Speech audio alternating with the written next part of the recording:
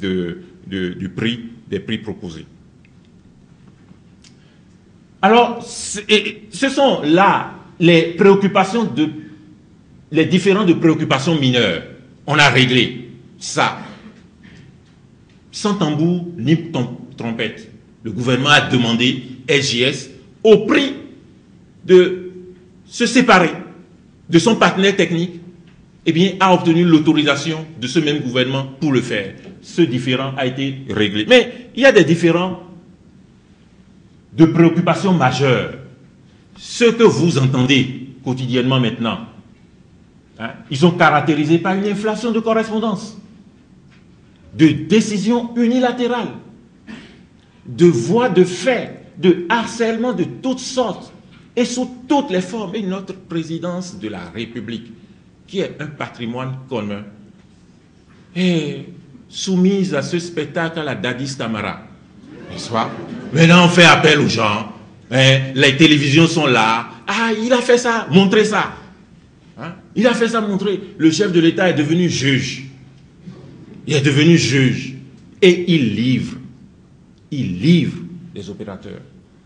Et vos chaînes sont, sont au plan international, sont regardées. Et voyez-vous, souvenez-vous de l'impression, de l'image, enfin, du sentiment que nous avons ressenti lorsque la télévision guinéenne diffusait les spectacles de Dadis Camara. Il n'y a que quelques mois. Et puis nous imitons. Et puis nous copions. Alors, voilà les différents, comment on les expose. On les expose par une inflation de correspondance. Secrétaire général du gouvernement, il a trouvé tellement de travail maintenant. N'est-ce pas? Et puis, des décisions unilatérales, des conseils des ministres, conseils des ministres. N'est-ce pas? Et puis des comptes rendus d'une épaisseur incompréhensible que l'on lit à la télé avec une rivière de sueur au corps. Vous voyez? Et des voies de fait. Des voies de fait. Hein? Harcèlement de toutes sortes. Hein? Harcèlement de toutes sortes et sous toutes les formes. Alors nous allons résumer les différents. On va résumer les différents. Alors pour l'essentiel, les griefs exposés par le gouvernement à l'encontre de Bénin Contrôle portent sur d'abord la nature du contrat. Et c'est un enjeu important, je vais vous le dire. La postériorité chronologique du décret à l'égard du contrat. Quand on s'est réveillé, on a dit, ah, il y a un contrat, et il y a un décret. Et le décret est venu après le contrat. Il y a mal donne. Ça, il y a complicité. Ça, il y a complicité. Donc, on va expliquer un peu. Et puis, l'impact du contrat sur la cherté de la vie. On a dit, PVI, Bénin Contrôle, maintenant, ces deux institutions sont devenues synonymes. PVI, c'est Bénin Contrôle. Et Bénin Contrôle, c'est PVI. On dit, PVI, Bénin Contrôle ont augmenté le coût de la vie. PVI, Bénin Contrôle ont détourné du port de Cotonou les acteurs économiques. Voilà. Et puis, l'encombrement du port et la relation Bénin Contrôle SGS sur laquelle je ne vais plus insister puisque nous l'avions déjà exposé suffisamment. Alors, nous allons donc proposer des réponses sur chacun des points de différents exposés. D'abord donc sur la nature juridique du contrat. La nature juridique du contrat. Vous savez, très tôt, il y a quand même un peu de stratégie du côté du gouvernement. Lorsque l'on a voulu prendre les décisions que vous savez, quelqu'un est installé sur le plateau de télévision et dit « Ah, ce contrat, c'est un contrat administratif. » Voilà. Il a posé la question de la nature du contrat. Et donc, c'est un contrat entre un groupe d'opérateurs économiques et l'État béninois. Pourquoi un groupe d'opérateurs? Au moment de la signature du contrat, la société Bénin Contrôle est composée de SGS et Bénin Contrôle. Il faut déjà insister sur ce que n'est pas le contrat avant d'insister sur ce qu'il est. Qu'est-ce que le contrat n'est pas? Qu'est-ce que c'est que ce contrat? Voyez-vous. ce que n'est pas le contrat. Alors, il ne s'agit pas d'un contrat administratif. Il ne s'agit pas d'un contrat administratif. Hein? On dit d'un contrat qu'il est administratif, quelles que soient les clauses que ce contrat contient, s'il a pour objet de faire participer directement le co-contractant à l'exécution même d'un service public. Un service public, c'est un service si important, une activité d'un intérêt si général que nul particulier ne peut le faire. Nul particulier ne peut exercer ce service public. Par exemple, la défense. Nous ne pouvons pas nous regrouper ici, dire nous allons nous constituer pour, en structure organisée pour défendre le Bénin. Voyez-vous, la sécurité nationale, ce sont les grands services publics. L'éducation, pour que tous les enfants du Bénin aient accès et le droit à l'instruction, eh bien, il y a le service public de l'éducation. Imaginez bien un nouveau président de la République et le nouveau président de la République a rappelé il y a un vrai de je voudrais tout d'abord vous remercier rencontre de vérité. Jusqu'ici, pour pouvoir sacrifier mes contrôles. Au sens matériel, ne participe pas à l'exécution d'un service public, c'est-à-dire d'une activité d'un intérêt si général que nul particulier ne peut ou ne saurait exercer. Et un contrat est également dit administratif s'il contient des clauses exorbitantes de droit commun, c'est-à-dire des clauses inhabituelles dans les contrats de droit commun, dans les contrats ordinaires, contrat de vente, contrat de transport, etc. Le contrat qui nous a permis d'occuper cette salle, s'il y a des clauses qui sont exorbitantes, qui sont si importantes que ces clauses ne ressortissent point du droit commun, on peut parler d'un contrat administratif. Et ces clauses exorbitantes sont stipulées en faveur de l'État, en faveur de la personne publique. Vous n'avez pas ça dans le contrat que le Bénin Contrôle a signé avec l'État béninois. Il s'agit par exemple des clauses relatives à la possibilité exercée, réservée à l'administration contractante, de résilier elle-même le contrat. Vous ne trouvez pas, il n'y a pas cette possibilité dans le contrat avec le Bénin Contrôle, la possibilité à l'administration de résilier le contrat, à la réserve au profit de l'administration de prérogatives rompant l'égalité des contractants ou à l'octroi aux co-contractants de prérogatives à l'égard des tiers. Bénin Contrôle n'a pas de prérogatives à l'égard des tiers. Bénin Contrôle ne peut pas prendre des règlements pour vous imposer des suggestions, pour vous dire désormais vous n'allez plus passer par ici, vous allez faire ceci plutôt. Non. Il n'y a pas de clause exorbitante de droit commun. D'un côté comme de l'autre, vous comprenez bien que le contrat n'est pas un contrat administratif. Alors, c'est quoi ce contrat? Deuxième temps, ce qu'est le contrat avec Bénin Contrôle. Ce contrat vise la prestation de services, tendant d'une part au renforcement de capacité de l'administration douanière et d'autre part à l'élévation de la qualité des services offerts par cette administration dans la vue de rendre compétitive la destination Bénin. Vous voyez bien, bien sûr, c'est le cordon douanier. Mais le cordon douanier, c'est peut-être cette salle. Et le cordon douanier a besoin de remplacer les lampes. Et il a l'habitude de remplacer les lampes par lui-même. Mais l'administration douanière décide aujourd'hui, pour remplacer les lampes, je vais confier à une société. Pour nettoyer la salle, je vais confier à une société. Ce ne sont plus mes collaborateurs qui vont nettoyer la salle.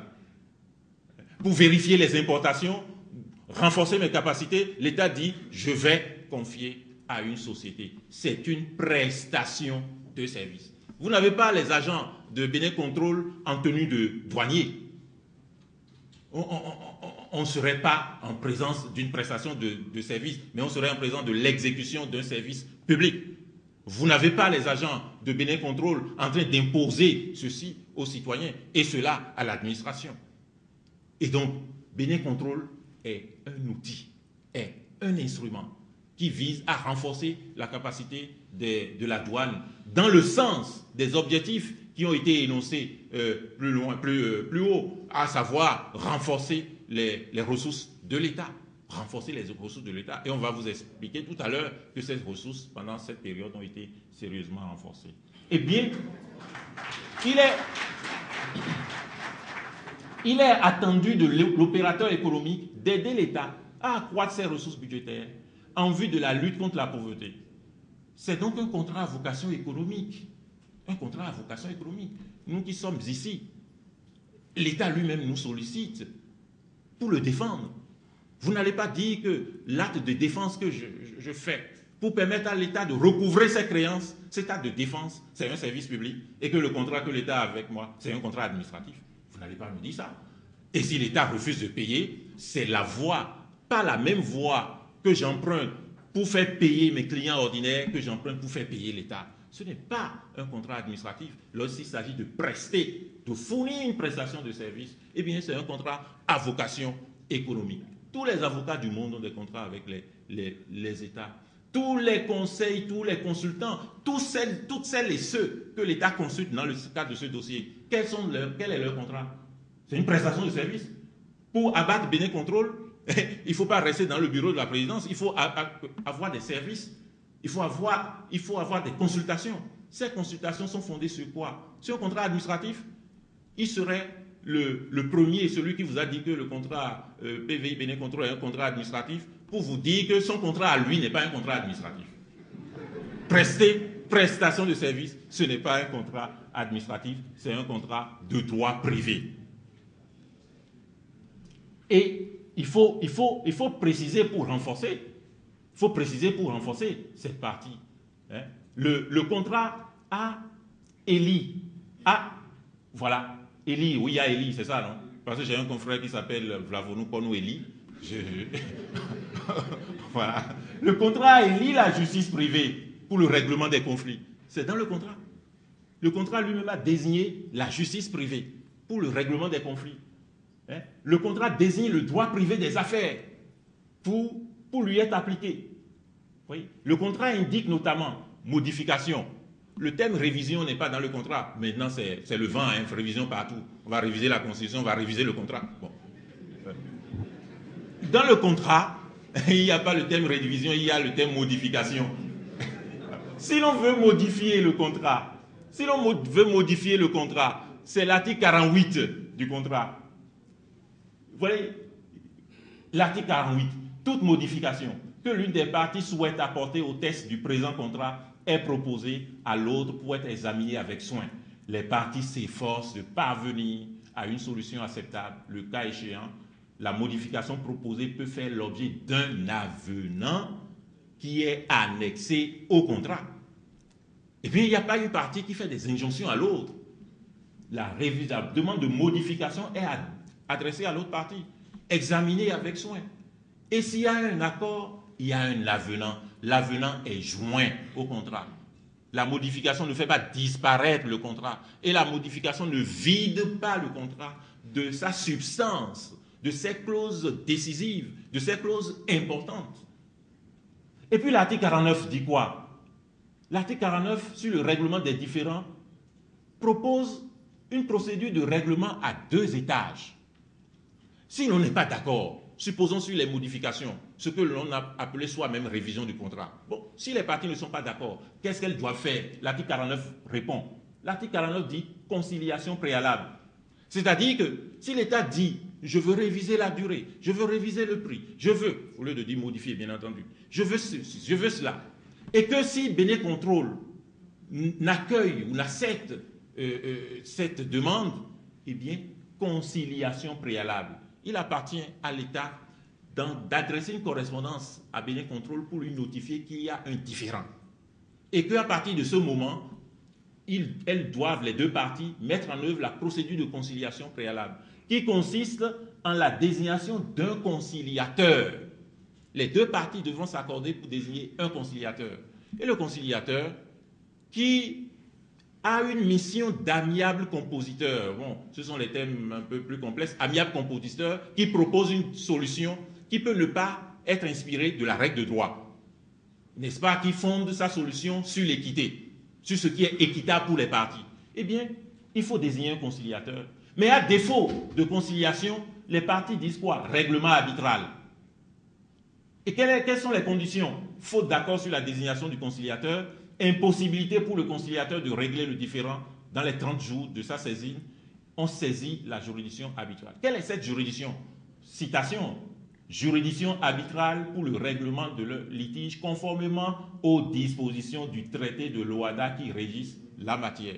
Les parties ont décidé que ce sont les dispositions du traité de l'OHADA. OHADA, Organisation pour l'harmonisation en Afrique du droit des affaires. Peut-être on a confondu, on s'est peut-être dit c'est l'Organisation pour l'harmonisation en Afrique du droit administratif. Non, ce n'est pas ça.